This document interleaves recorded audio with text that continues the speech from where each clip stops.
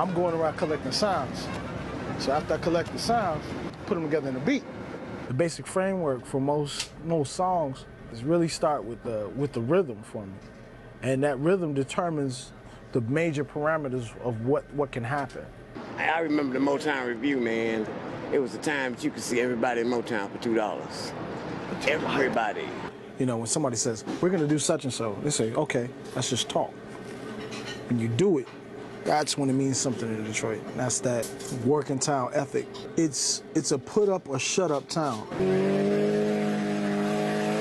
Where else could you catch all types of sounds and get a history of Detroit music and cars, and trains, and all types of rich sonics? And that's just my own obsession. Certain sounds, depending on how they're arranged, take certain shapes. You know, they take up a certain space in my mind. And the influences come every time I wake up and go out. And there's always an influx of music that I'm collecting, the sounds I'm collecting, so those always have an influence.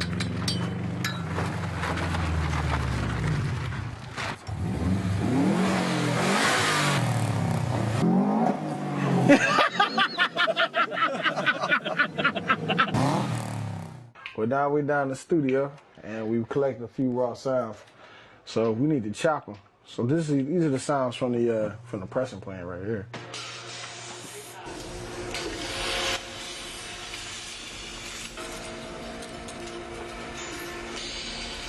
I like that.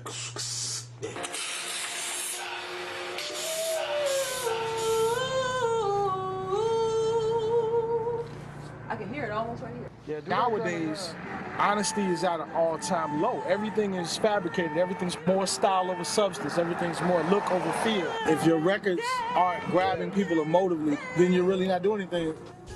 And there's something about Detroit for fun. There's something about Detroit for fun.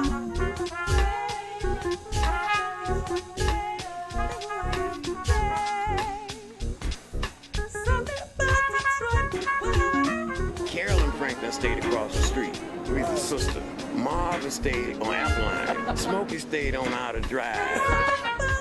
You know, we have parties and they might be riding through and stop. Get out the car and come to the party.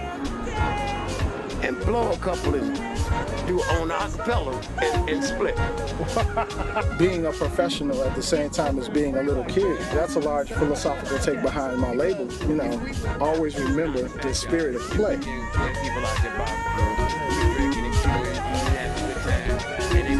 This is more or less the Detroit Wall.